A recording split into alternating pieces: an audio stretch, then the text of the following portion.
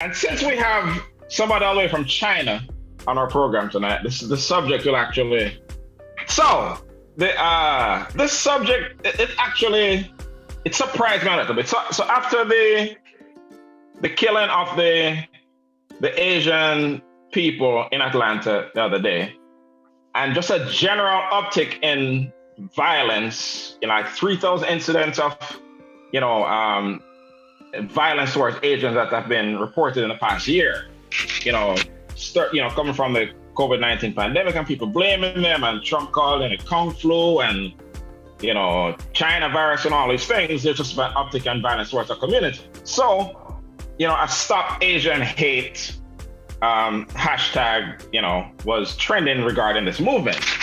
And me, as somebody who believes in equal rights, fairness, justice, I support that movement as well. So I voiced that support, on social media. I was very stunned to see the number of Black people specifically who said, I'm sitting this one out. That's a fit problem. I do not feel it is my responsibility to support that cause at all. And, so there are, issues, people bring up issues with the, Blacks and Asians, but it surprised me. I knew that there were some issues, but I didn't realize that that was going to be such an overwhelming perspective. They bring up things like, China, recolonizing, if you will, the Caribbean and Africa. They talk about issues with, Korean grocery store owners and Black communities and that sort of thing. They're following them around in the store and that sort of thing. So there seemed to be. So with that as a background, Mika, as one who is live and direct in China right now, do you think that there is any validity to that perspective to say Black people and Asian people have had their issues in the past? Therefore, I'm not going to support that movement when they are being targeted. Do you see any validity in people who have that perspective? Speaking as a Chinese. While everyone is entitled to his or her own opinion, it is my belief that we should stand in unison for each other. I'm not saying I am going to go out there on a ledge and say, I am going to stand here, and if you want to hurt the Asians, then you have to go through me. I'm not going to do all that. But what I'm saying is that if there is a movement and, people are being hurt, people are being sought after by wrongdoers, then there's nothing wrong in standing for unity. We support the basketball players, we support the musicians, and we don't know anything about them just the same. So why is it difficult, or why should there be some kind of issue in supporting another race? And so nobody deserves what was happening to you. Yeah, so how long did you spend in China, roughly? I know you're not there right now. 6 months. 6 months. So, what was your, I guess, how were you treated as a, and I don't know, your perspective is just one person, but I'm just curious, you as a Black woman in China, what was your experience like? Well, there are two basic ways in which Black people can be viewed in China, both of which I experienced. So I went into a store one day and I bumped into an elderly Chinese woman, and she screamed out. No, she literally screamed out. And then she put her hand over her face and opened her thin eyes very widely. And it was the first time she was a Black person. She couldn't believe it because. What she screamed for? Thought she was a myth. What she screamed? Thought she was a myth. Her. Black people are a myth. Really? But it's an older woman. She was an older woman, and the elderly ones tend to be like that, a little bit more scared, a little bit more perceiving you in a negative way because of their lack of knowledge. And then Were you in there a big are city younger or like in ones. a small, like a rural area? Were you in a big city like a Beijing or a small, like a No, country no, place? it wasn't either of the two. I was in Hangzhou, Mm-hmm.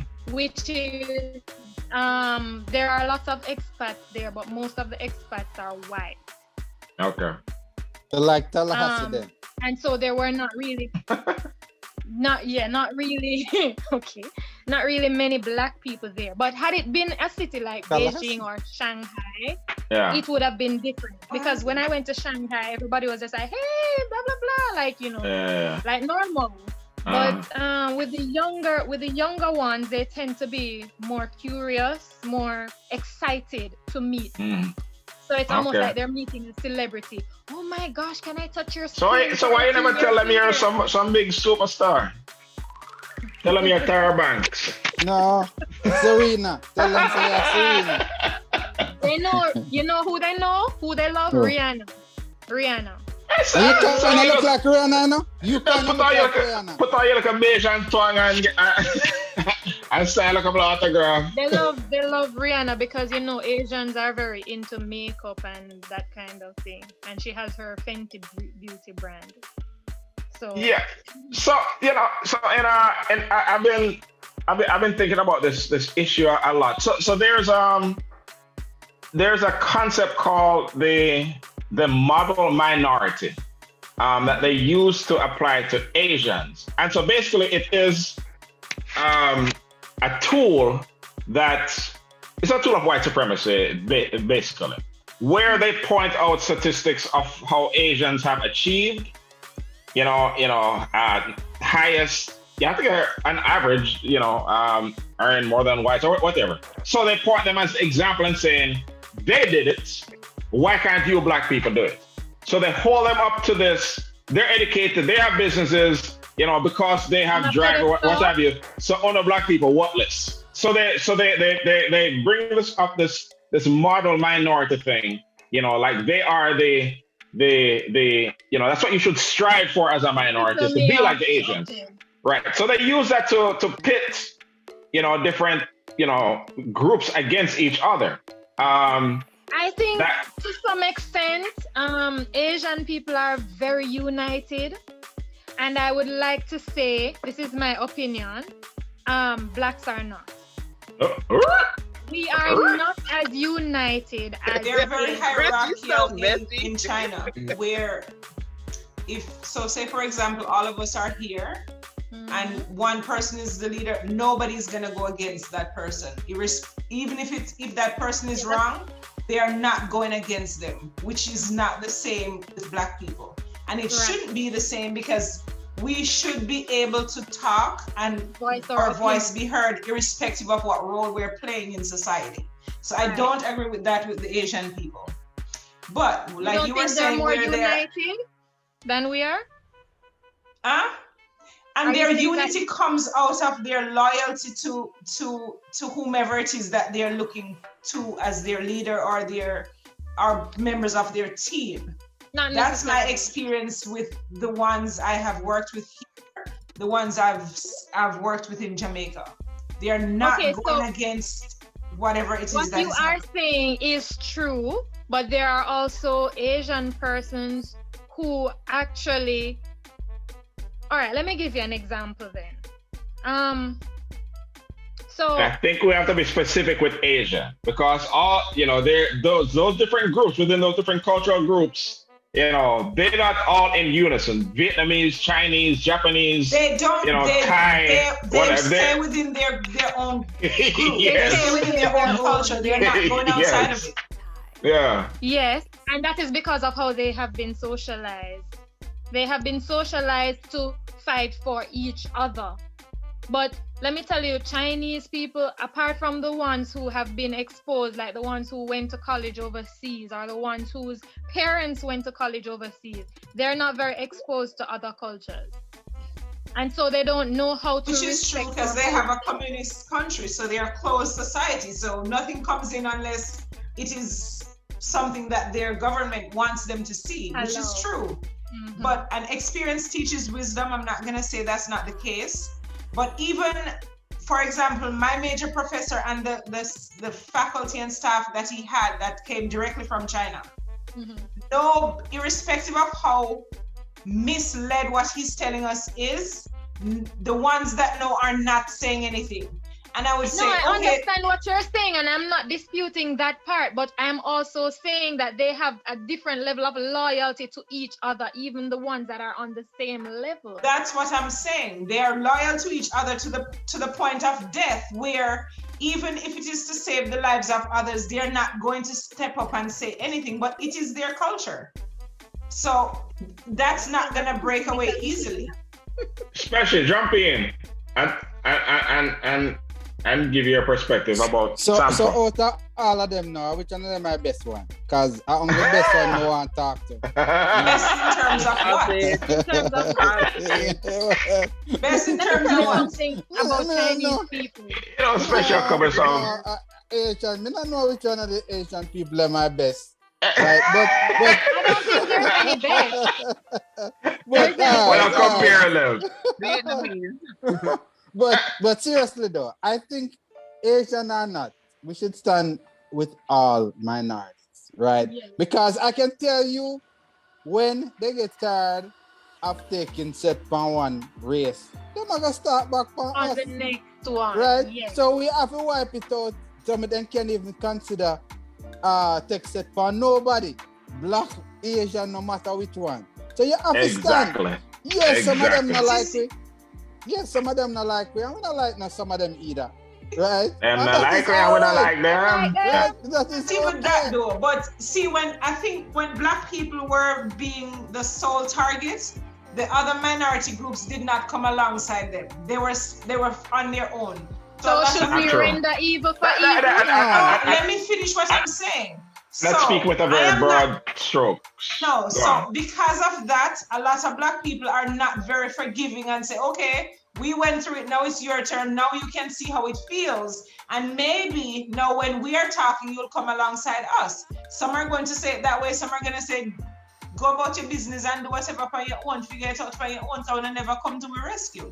So we have a unique situation now where all of us can come together and say, okay, we are all considered minority groups. What can we do within our culture and within the bigger culture under the bigger umbrella where we're all minorities? What can we collectively do so that this can be no longer be an issue?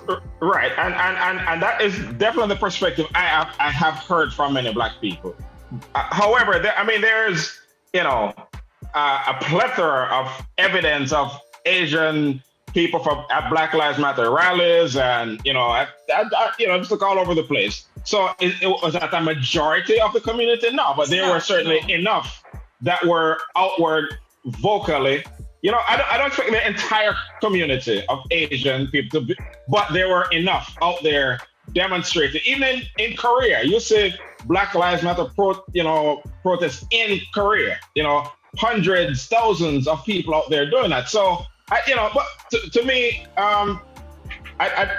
it disappointed me to see the amount of people who had that perspective to say, well, I didn't see you there for me, so I'm not going to be there for you. To me, it's a matter of supporting right and wrong, period. I am not surprised. I have, based on the jobs I've had and the people I've interacted with, I am not surprised it's that way, because people in general are not very forgiving. And I'm going to always go back black to people.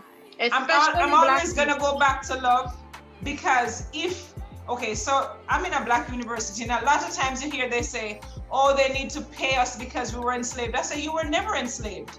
Mm-hmm. What do you know about slavery? Yeah, they enslaved my four parents, so that means that they enslaved me. No, they didn't. The people that you're seeing today didn't do anything to you. You're not entitled to anything. You need to just work as hard as everybody else. I disagree with that. I disagree. Those systems are still in place. Some white people have money and were born into certain luxury. That does not mean that, okay, fine. I don't know. I disagree with that, and so and that's we can have a whole reparations conversation But whether or not the individual white people alive today enslaved people isn't really the point. The systems that were put in place, not only just during slavery, falling through Jim Crow, falling with these systemic structural means of disenfranchising the Black Americans specifically I'm talking about, and their ancestors and their ancestors. That a country and a system that enable that has a debt to pay. You know, true, so they were doing it to the blacks. Where were the other groups that were saying, you know what, maybe we need to give the blacks a break now? They get their opportunity to start their own business and do great things, and they keep it in their culture. They did not bring the black people in. So to some extent, I can understand why they're so unforgiving. Right. But you can't compare what blacks went through with what the Asians went through, because Asians were brought as indentured laborers. Yeah. That's what I'm saying. They weren't enslaved and brought here to work and wait. You know, when you have this. I know, but just under the minority umbrella. No, when but what they I'm got saying is their you can't breaks, expect them to feel as strongly about it as we do, because we endured much more than they had to. Which is why I'm saying, this is why so many black people are unforgiving and do not care whether they live or they die. Because even though they came as indentures, whatever they came as, they did not reach out at that point and say, you know what, we are minorities like you. Let us help to do something to help you out of where you are. So reach out and fix something if you don't know, you don't understand it. Basically, right? You see somebody, but a lot of them turn their eyes, their backs on stuff happening. It don't have anything to do with you. That's how they've been socialized. So why should black people then? Okay, so let me play devil's advocate. That's how they were socialized. Black people were socialized to listen. You have to look out for yourself. So why should black people now, if you're gonna put them in this group where they were socialized that way? They've been around long enough. They've heard the news. They're no longer in their country. They're right here. Mm-hmm. They grew up here. They went to school with black people. They went to school with white people. They went to school with everybody. What has prevented them, irrespective of their culture from their homeland, for them to do differently? They too had the choice to do something different, and a lot of them didn't. And many have. We see Asian at the Black Lives Matter. We see white people at the Black Lives Matters. So it's not just. Sure. So you're suggesting that they haven't done anything. I'm not saying they haven't done anything. I'm just saying that they are not putting their necks out there as much. But neither are we. So it's quick. The point is many have. We are now just having that break where we say, okay, I know we alone them a kill now, them a kill some other group now. That's basically where we are right now. It's like I can't believe they actually realize they can kill somebody else other than black people. So stepping back for a second, I think these are all, and this is the discussion I've been having on Facebook for the past week.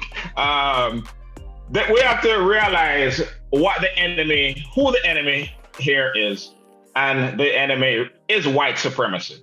Point blank period. That is the enemy, and you're actually a minority. And one of the tools of white supremacy, the ones who control the power structure throughout the country, it's by and large, is to pit these different groups against each other. Because if they are not united, they can't, confront the real enemy. So here's a prime example of how that plays out from a policy standpoint. So this article I was reading earlier, when a lot of Asians, like Koreans, came over, in the 20s, 30s as day laborers. And after that, then it's difficult for them to go out and get jobs, because they were discriminated against. But what they did, within these disadvantaged areas, where they would not give black people loans to start businesses, denied them because of whatever reasons, they gave those same loans to, these Korean shop owners and what have you, who came into these disadvantaged areas, owning these businesses within these disadvantaged communities, and that, kind of created a conflict. So it's like, we have the resources up here, and the rest of the resources down here, we're going to make you fight against each other for those resources, because the pie is only this big, and so we're going to take 3/4 of it, and for the 1/4 of it that's left, we're going to make you, Black people, Mexicans, Koreans, fight over this. And so it's through doing those that, from a policy standpoint, where they would not give Black people loans in these certain areas, but would give it to Asians, they end up pitting these groups against each other. So what we have to realize is that a lot of these conflicts that legitimately played out, right? But we have to realize that those things didn't happen by accident. That those things happen by design. It is a tool of white supremacy to get others to fight against each other, and then we can continue to run the thing like we've done.